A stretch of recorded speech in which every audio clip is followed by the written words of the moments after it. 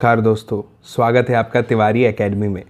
दोस्तों, आज हम बात करेंगे कक्षा 6 के सामाजिक विज्ञान में इतिहास के अध्याय 11 का। इतिहास का अध्याय 11 जिसका शीर्षक है इमारतें, चित्र तथा किताबें। तो चलिए शुरू करते हैं। मरुत्सामी और लौह स्तंभ। दोस्तों, मरुत्सामी यानी कि यह विद्यार्थी जिसको आप देख रहे हैं, यह आज बहुत खुश था। कारण क्या था? कारण ये था कि अपनी पहिएदार कुर्सी में बिठाकर मरुत्सामी का जो भाई था वो उसे आज कुतुब मीनार दिखाने के साथ साथ कुतुब मीनार के बाद प्रसिद्ध लौह स्तंभ को भी दिखाने वाला था जो कुतुब मीनार के सामने था। धूल भरे पथरीले रास्तों से रैंप के सहारे यहाँ तक आना काफ़ी मुश्किल था। अपने इस अनुभव को मरुत्सामी कभी नहीं भूल पाएगा। अब इससे पहले कि हम यह जानें कि लौह स्तंभ क्या है, पहले यह जानते हैं जो इस बॉक्स में लिखा हुआ है। धातु विज्ञान। प्राचीन भारतीय धातु वैज्ञानिकों ने विश्व धातु विज्ञान के क्षेत्र में प्रमुख योगदान दिया है। पुरातात्विक खुदाई ने यह दर्शाया है कि हड़प्पावासी कुशल शिल्पी थे और उन्हें तांबे के धातु कर्म यानी कि जो धातुओं का शोधन होता है उसकी जानकारी थी। उन्होंने तांबे और टिन को मिलाकर कांसा भी बनाया। जहां हड़प्पावासी कांस्य युग से जुड़े थे, वहीं उनके उत्तराधिकारी लौह युग से संबद्ध थे। भारत अत्यंत विकसित किस्म के लोहे का निर्माण करता था। खोटा लोहा, पिटवा लोहा, ढलवा लोहा। अब जानते हैं लौह स्तंभ के विषय में। यह आप चित्र देख रहे हैं दोस्तों, यह चित्र लौह स्तंभ का चित्र है। लौह स्तंभ महरौली यानी दिल्ली में कुतुब मीनार के परिसर में खड़ा यह लौह स्तंभ भारतीय शिल्पकारों की कुशलता का एक अद्भुत उदाहरण है। इसकी ऊंचाई 7.2 मीटर और वज़न 3 टन से भी ज़्यादा है। इसका निर्माण लगभग 1500 साल यानी कि 1500 वर्ष पूर्व यानी कि पहले हुआ। इसके बनने के समय की जानकारी हमें इस पर खुदे अभिलेख से मिलती है। इस पर एक अभिलेख खुदा हुआ है। इसमें चंद्र नाम के एक शासक का जिक्र है जो संभवतः गुप्त वंश, जिसका जिक्र हमने अध्याय 10 में किया था, तो गुप्त वंश के ये शासक थे। आश्चर्य की बात क्या है दोस्तों? आश्चर्य की बात यह है कि यह जो लौह स्तंभ बना हुआ है ना, इसमें इतने वर्षों के बाद भी इसमें कोई जंग नहीं लगा है। ये ऐसा ही खड़ा हुआ है। इसके बाद है अगला शीर्षक, ईंटों और पत्थरों की इमारतें। हमारे शिल्पकारों की कुशलता के नमूने स्तूपों जैसी कुछ इमारतों में देखने को मिलते हैं। स्तूप क्या होते हैं? स्तूप का शाब्दिक अर्थ होता है दोस्तों टीला। हालांकि टीला यानी कि स्तूप विभिन्न आकार के थे, कभी गोल या लंबे तो कभी बड़े या छोटे। उन सब में एक समानता है। प्रायः सभी स्तूपों के भीतर एक छोटा सा डिब्बा रखा रहता था। अब इस डिब्बे में क्या था? इन डिब्बों में बुद्ध या उनके अनुयायियों को, यानी जो बुद्ध के मानने वाले थे, बुद्ध की शिक्षा को आगे बढ़ाने वाले थे, उन्हें अनुयायी कहते हैं। तो बुद्ध या उनके अनुयायियों के शरीर के जो अवशेष थे, जैसे दांत, हड्डी या राख, जिसे हम आज के समय में अस्थि के नाम से भी जानते हैं, ये या फिर उनके द्वारा प्रयुक्त कोई चीज़ या कोई कीमती पत्थर अथवा सिक्के रखे रहते थे। किसमें? उन डब्बों में जो कि इन स्तूपों के अंदर रखे रहते थे। इसे धातु मंजूषा भी कहते हैं। प्रारंभिक स्तूप धातु मंजूषा के ऊपर रखा मिट्टी का टीला होता था। बाद में टीले को ईंटों से ढक दिया गया और बाद के काल में उस गुंबद नुमा ढांचे को तराशे हुए पत्थरों से ढक दिया गया। प्रायः स्तूपों के चारों ओर परिक्रमा करने के लिए एक वृत्ताकार पथ यानी कि मार्ग बना होता था, जिसे प्रदक्षिणा पथ कहते हैं। अब इस रास्ते में क्या? इस रास्ते को रेलिंग से घेर दिया जाता था, जिसे वेदिका कहते थे। रास्ते में जो रेलिंग होती थी जिससे उसे घेर दिया जाता था, उसे कहते थे क्या? वेदिका। वेदिका में यानी कि रेलिंग में प्रवेश द्वार बने होते थे। रेलिंग तथा तोरण प्रायः मूर्तिकला की सुंदर कलाकृतियों से सजे होते थे। अब यह हमें मानचित्र 7 में अमरावती ढूंढने को कह रहा है। मुझे उम्मीद है कि आपने इसके पहले वाला वीडियो देखा होगा, पिछले अध्याय का। उसमें हमने अमरावती खोजा था, देखा था उस मानचित्र में। अगर आपके पास किताब है तो आप अभी अवश्य अमरावती खोजें, ढूंढें। यहाँ कभी एक भव्य स्तूप हुआ करता था, लगभग 2000 साल पहले, 2000 वर्ष पहले। इस स्तूप को सजाने के लिए शिलाओं पर चित्र उकेरे गए थे। कई बार पहाड़ियों को काटकर बनावटी गुफाएं बनाई जाती थीं। इस तरह की कई गुफाओं को मूर्तियों तथा चित्रों के द्वारा सजाया जाता था। इस काल में कुछ आरंभिक हिंदू मंदिरों का भी निर्माण किया गया। आरंभिक हिंदू मंदिरों का निर्माण किया गया। इन मंदिरों में विष्णु, शिव तथा दुर्गा जैसे देवी देवताओं की पूजा होती थी। मंदिरों का सबसे महत्वपूर्ण भाग गर्भगृह होता था, जहां मुख्य देवी या देवता की मूर्ति को रखा जाता था। इसी स्थान पर जो पुरोहित थे वह धार्मिक अनुष्ठान करते थे, यानी कि पंडित, और भक्त पूजा करते थे। अक्सर गर्भगृह को एक पवित्र स्थान के लिए, मतलब एक पवित्र स्थान के रूप में दिखाने के लिए भितरगांव जैसे मंदिरों में उसके ऊपर काफ़ी ऊंचाई तक निर्माण किया जाता था, जिसे शिखर कहते थे। अब इससे पहले कि हम आगे बढ़े दोस्तों, पहले हम इस जानकारी को पढ़ते हैं। यहाँ पर आप देख रहे हैं इस चित्र को, है ना। यह सांची का महान स्तूप है जो कि मध्य प्रदेश में है। इस तरह के स्तूपों का निर्माण कई सौ सालों तक चलता रहा। इस स्तूप में ईंटों का प्रयोग संभवतः अशोक के ज़माने से है, जबकि रेलिंग और प्रवेश द्वार बाद के शासकों के काल में जोड़े गए हैं। और बाईं ओर जो आप देख रहे हैं वह अमरावती की एक शिल्प कृति है। इस चित्र को देखकर इसका वर्णन करने के लिए कहा जा रहा है। चलिए आगे बढ़ते हैं। यहाँ पर भी पहले हम जानकारी देखते हैं। ऊपर की ओर ये जो आप चित्र देख रहे हैं, है ना, यह उत्तर प्रदेश के भितरगांव का एक आरंभिक मंदिर है। यहाँ लगभग 1500 साल पहले पकी ईंट और पत्थरों से बनाया गया था इसे।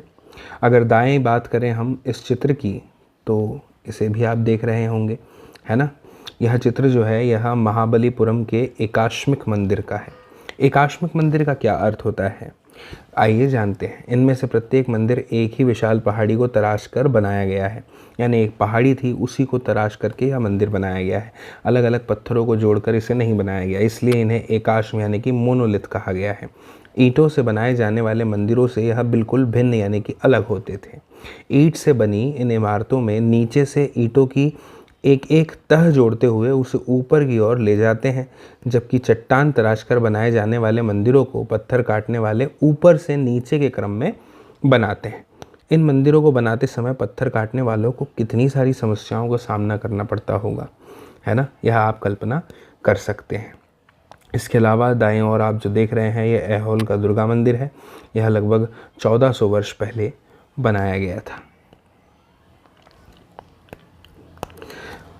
तो हमने देखा कि भीतरगांव जैसे मंदिरों में उसके ऊपर काफ़ी ऊंचाई तक निर्माण किया जाता था, जिसे शिखर कहते थे। शिखर निर्माण के कठिन कार्य के लिए सावधानी से योजना बनानी पड़ती थी। अधिकतर मंदिरों में मंडप नाम की एक जगह होती थी। यह एक सभागार होता था जहां लोग इकट्ठा होते थे। महाबलीपुरम और ऐहोल, इन शहरों में पत्थरों से बने कुछ उत्कृष्ट मंदिर हैं। उनमें से कुछ यहाँ पर दिखाए गए हैं।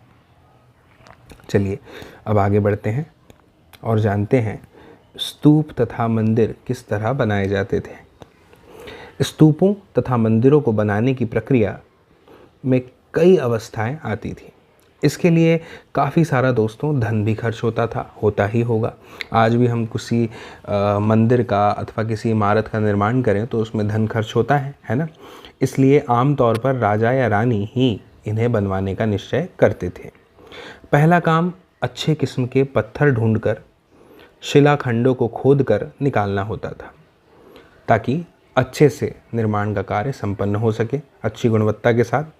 फिर मंदिर या स्तूप के लिए सोच विचार करके तय किए गए स्थान पर शिलाखंडों को पहुंचाना होता था कि जहां पर हमें बनाना है वहां पर सारी सामग्री पहुंचानी ही पड़ेगी। यहाँ पत्थरों को काट छाट कर तराशने के बाद खंभों, दीवारों की चौखटों, फर्शों तथा छतों का आकार दिया जाता था। इन सब के तैयार हो जाने पर सही जगहों पर इन्हें लगाना काफ़ी मुश्किल का काम था। अगर हम बाईं ओर की दोस्तों बात करें तो ये जो है उड़ीसा का जैन मठ है, आप जिसे देख सकते हैं। एक पहाड़ी को खोदकर इस 2 मंजिली इमारत को बनाया गया है। कमरों के प्रवेश द्वारों को ध्यान से अगर आप देखेंगे तो आपको यहाँ पर चीज़ें नज़र आएंगी। इनमें जैन भिक्षु रहते और ध्यान करते थे। और यहाँ दिखाई गई गुफाओं में क्या अंतर है यह आपको बताने के लिए कहा जा रहा है। नीचे की अगर मैं बात करूँ तो आप इस चित्र को देख पा रहे हैं, है ना। यह राष्ट्रीय संग्रहालय नई दिल्ली से एक मूर्ति का चित्र है ना। ये गुफाओं की खुदाई किस प्रकार की गई होगी यह आप इसे देखकर कल्पना कर पाएंगे। इस तरह के शानदार ढांचों का निर्माण करने वाले शिल्पकारों को सारा खर्च संभवतः राजा रानी ही देते थे। इसके अतिरिक्त इन स्तूपों या मंदिरों में आने वाले भक्त जो उपहार अपने साथ लाते थे उनसे इमारत की सजावट की जाती थी। जैसे हाथी दांत का काम करने वाले श्रमिकों के संघ ने सांची के एक अलंकृत प्रवेश द्वार यानी कि तोरण को बनाने का खर्च दिया था। इनकी सजावट के लिए पैसे देने वालों में व्यापारी, कृषक, माला बनाने वाले, इत्र बनाने वाले, लोहार, सुनार तथा ऐसे कई स्त्री पुरुष शामिल थे जिनके नाम खंभों, रेलिंगों तथा दीवारों पर खुदे हैं। इसलिए जब हम इन स्थानों को देखने कभी जाएं तो हम ये याद रखें कि कितने सारे लोगों ने इन्हें बनाने और सजाने में अपना योगदान दिया है। आगे बढ़ते हैं। मानचित्र 7 में अजंता कोट खोजने के लिए कहा जा रहा है। यह वह जगह है जहाँ के पहाड़ों में सैकड़ों सालों के दौरान कई गुफाएं खोदी गई। इनमें से ज़्यादातर बौद्ध भिक्षुओं के लिए बनाए गए विहार थे। इनमें से कुछ को चित्रों द्वारा सजाया गया था। यहाँ इनके कुछ उदाहरण भी दिए गए हैं दोस्तों। गुफाओं के अंदर अंधेरा होने की वजह से अधिकांश चित्र जो हैं वो मशालों की रोशनी में बनाए गए थे। इन चित्रों के रंग 1500 साल यानी 1500 वर्ष बाद भी चमकदार बने हुए हैं। ये रंग पौधों तथा खनिजों से बनाए गए थे। इन महान कृतियों को बनाने वाले कलाकार आज भी अज्ञात हैं। आप देख सकते हैं कितनी खूबसूरती से जो है इन चित्रों को यहाँ पर बनाया गया है ना। देख पा रहे हैं आप। चलिए आगे बढ़ते हैं और जानते हैं अगला शीर्षक क्या कहता है। पुस्तकों की दुनिया। इस युग में कई प्रसिद्ध महाकाव्यों की रचना की गई। इन उत्कृष्ट रचनाओं में स्त्री पुरुषों की वीर गाथाएं तथा देवताओं से जुड़ी कथाएं हैं। करीब 1800 साल पहले एक प्रसिद्ध तमिल महाकाव्य सिलप्पदिकारम की रचना इलांगो नामक कवि ने की थी। इसमें कोवलन नाम के एक व्यापारी की कहानी है। वह पुहार में रहता था। अपनी पत्नी कन्नगी की उपेक्षा कर वह एक नर्तकी माधवी से प्रेम करने लगा। बाद में वह और कन्नगी पुहार छोड़कर मदुरै चले गए। वहाँ पांड्य राजा के दरबारी जौहरी ने कोवलन पर चोरी का झूठा आरोप लगाया, जिस पर राजा ने उसे प्राण दंड दे दिया यानी कि मृत्यु दंड दे दिया। कन्नगी जो अभी भी उससे प्रेम करती थी, इस अन्याय के कारण दुख और रोष से भर गई। उसने मदुरै शहर का विनाश कर डाला। यहाँ पर एक छोटा सा वर्णन दिया गया है। सिलप्पदिकारम से लिया गया एक छोटा सा वर्णन है। यहाँ कवि ने कन्नगी के दुख का किस तरह से वर्णन किया है यह बताया गया है। कन्नगी को दुख है और वह कह रही है, ओ मेरा दुख तो देखो, तुम मुझे सांत्वना तक नहीं दे सकते। क्या यह सही है कि विशुद्ध सोने से भी सुंदर तुम्हारा शरीर बिना धुला धूल से सना यूं ही पड़ा है? यह कहाँ का न्याय है कि गोधूली की इस स्वर्णिम आभा में फूलमाला से ढके सुंदर वक्षस्थल वाले तुम ज़मीन पर गिर पड़े हो। मैं अकेली, असहाय और हताश होकर खड़ी हूँ। क्या ईश्वर नहीं है? क्या इस देश में ईश्वर नहीं है? पर क्या उस स्थान पर ईश्वर रह सकते हैं जहाँ के राजा की तलवार निर्दोष नवागंतुक के प्राण ले लेती है? क्या ईश्वर नहीं है? नहीं है। आप देख सकते हैं कि यहाँ पे किस प्रकार से कन्नगी के दुख का वर्णन किया गया है। चलिए आगे बढ़ते हैं। एक और तमिल महाकाव्य मणिमेखलई को करीब 1400 साल पहले सत्यनार द्वारा लिखा गया था। इसमें कोवलन तथा माधवी की बेटी की कहानी है। ये रचनाएं कई सदियों पहले ही खो गई थी। इनकी पांडुलिपियाँ दोबारा लगभग 100 साल पहले दोस्तों मिली है। अन्य लेखक जैसे कालिदास, जिनके बारे में हमने अध्याय 10 में पढ़ा है, संस्कृत में लिखते हैं। कालिदास द्वारा रचित जो प्रसिद्ध रचना है मेघदूत, उससे एक अंश दिया गया है। यहाँ एक विरही प्रेम बरसात के बादल को अपना संदेशवाहक बनाने की कल्पना करता है। देखो इसमें किस तरह कवि ने बादलों को उत्तर की ओर ले जाती ठंडी हवा का वर्णन किया है। तुम्हारे बौछारों से मुलायम हो उठी मिट्टी की भीनी खुशबू से भरे हाथियों की सांस में बसी जंगली गूलर को पकाने वाली शीतल बयार तुम्हारे साथ धीरे धीरे बहेगी। मुझे उम्मीद है आपको यह समझ में आया होगा। कालिदास जो हैं उन्हें प्रकृति प्रेमी कहा जा सकता है अथवा नहीं, इसका उत्तर आप कमेंट में ज़रूर बताइएगा। इसके बाद दोस्तों अगला शीर्षक इस अध्याय में है पुरानी कहानियों का संकलन तथा संरक्षण। हिंदू धर्म से जुड़ी कई कहानियाँ जो बहुत पहले से प्रचलित थी, इसी काल में दोस्तों लिखी गई। इनमें पुराण भी शामिल हैं। पुराण का शाब्दिक अर्थ है प्राचीन। पुराणों में विष्णु, शिव, दुर्गा या पार्वती जैसे देवी देवताओं से जुड़ी कहानियाँ हैं। इनमें इन देवी देवताओं की पूजा की विधियाँ दी गई हैं। इसके अतिरिक्त इनमें संसार की सृष्टि तथा राजाओं के बारे में भी कहानियाँ हैं। अधिकतर पुराण सरल संस्कृत श्लोक में लिखे गए हैं, जिससे सब उन्हें सुन और समझ सके आसानी से, जिससे वो समझ में आ जाए। स्त्रियां तथा शूद्र जिन्हें वेद पढ़ने की अनुमति नहीं थी, वे भी इसे सुन सकते थे। पुराणों का पाठ पुजारी मंदिरों में किया करते थे, जिसे लोग सुनने आते थे।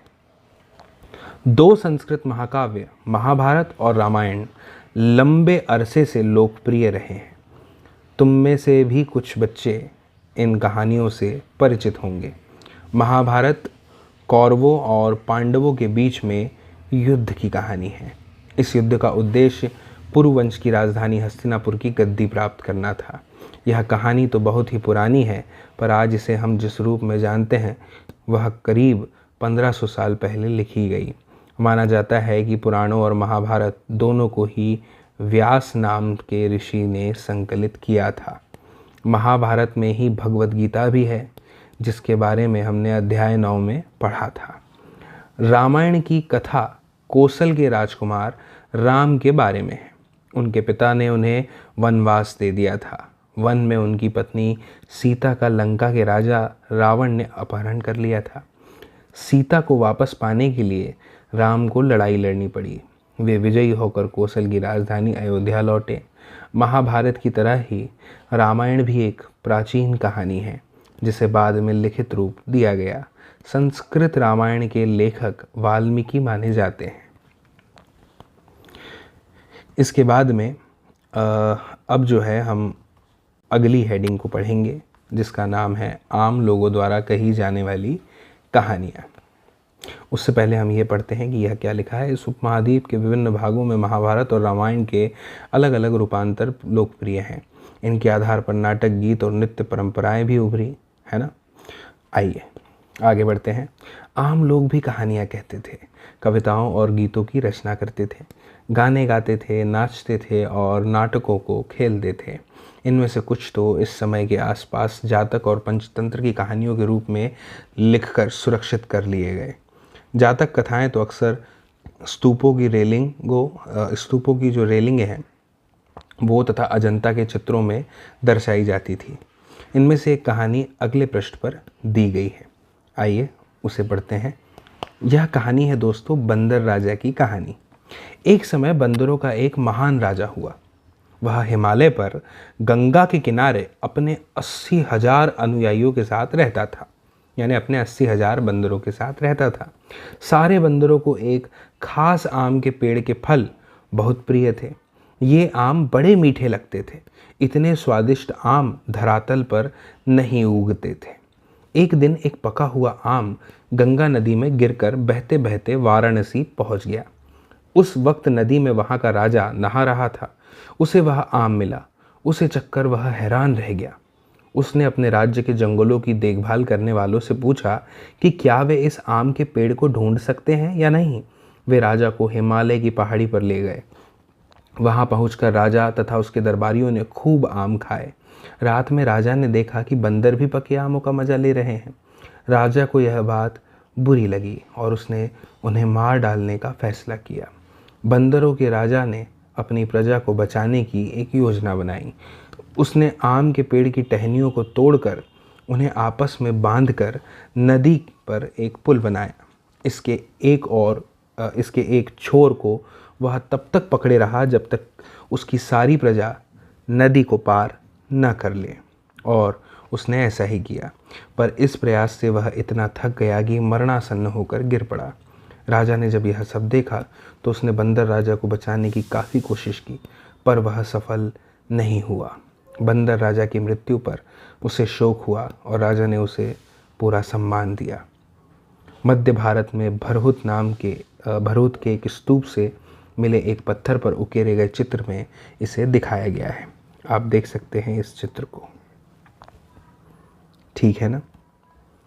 यह कहानी मुझे उम्मीद है आपको समझ में आई होगी दोस्तों। इस कहानी में यही बताया गया है कि कैसे बंदर, सारे के सारे बंदर अपने राजा के साथ में एक आम का पेड़ था जिसके आम खाना बहुत पसंद करते थे, लेकिन अचानक एक आम गिर गया, नदी में बहकर एक राजा को मिला। राजा के अनुयायी उसे वहीं पर ले गए और वहाँ पर जब राजा ने बंदरों को आम खाते हुए देखा तो उसने उन्हें मारने का आदेश दे दिया। और यह देखकर जो बंदरों का राजा था उसने सोचा कि इन सबको बचाना चाहिए, और उसने ऐसा ही किया।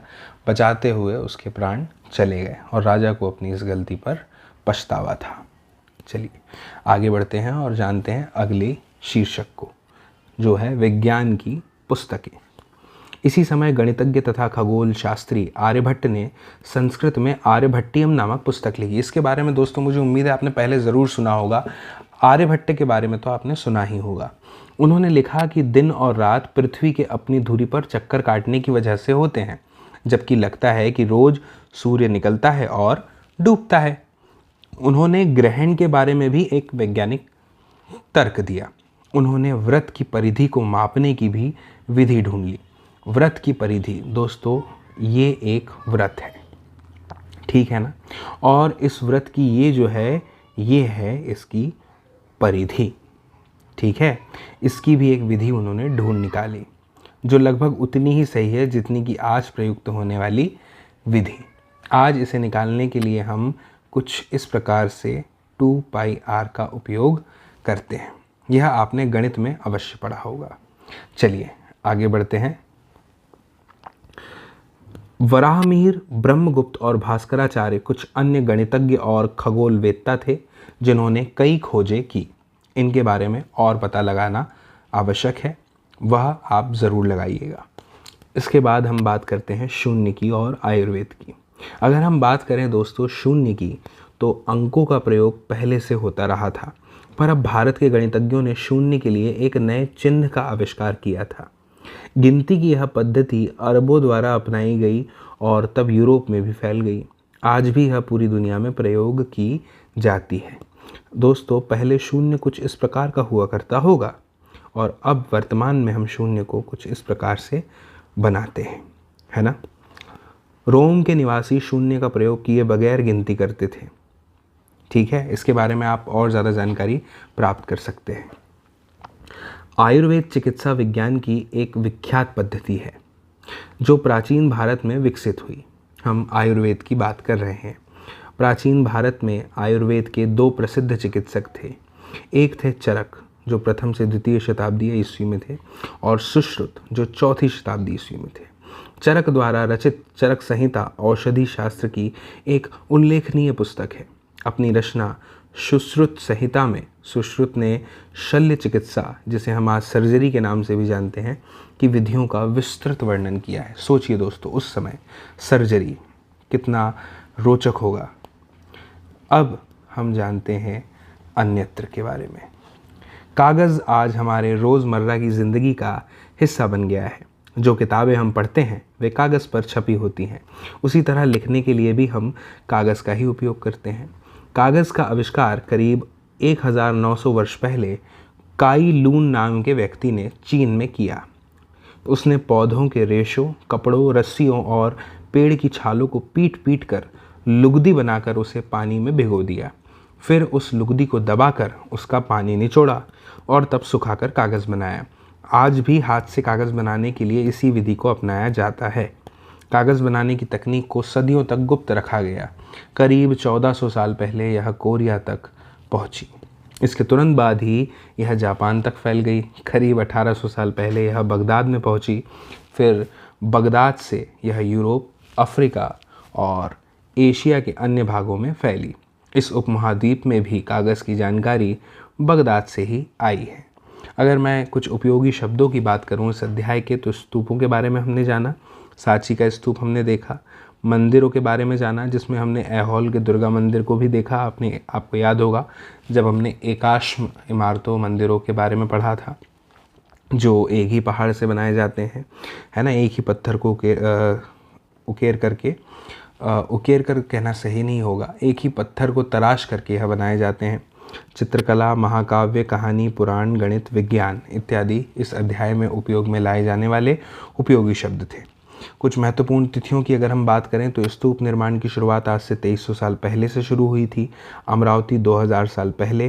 कालिदास कवि, जिनके मेघदूत का एक उदाहरण हमने देखा, इनकी रचना थी मेघदूत, है ना, 1600 साल पहले। लौह स्तंभ, भितरगांव का मंदिर, अजंता की चित्रकारी और आर्यभट्ट 1500 साल पहले, और दुर्गा मंदिर 1400 साल पहले, है ना। मुझे उम्मीद है दोस्तों कि आपको यह अध्याय जो है यह समझ में आया होगा। आइए अब हम तिथियों पर एक नज़र डालते हैं। इस पूरी पुस्तक में हमने वर्ष 2000 को शुरुआती बिंदु के रूप में रखकर घटनाओं, प्रक्रियाओं के होने की अनुमानित तिथियों की जानकारी दी है। पर अन्य पुस्तकें जो हम पढ़ते हैं उनमें तिथियां अलग तरह से लिखी होती हैं। इस पुस्तक में इन तिथियों के पहले, करीब या लगभग लिखा गया है। जैसे कि पूरा पाषाण युग, जो कि अध्याय 2 में है, इसके लिए तिथियां लाखों वर्ष पहले के रूप में लिखी गई हैं।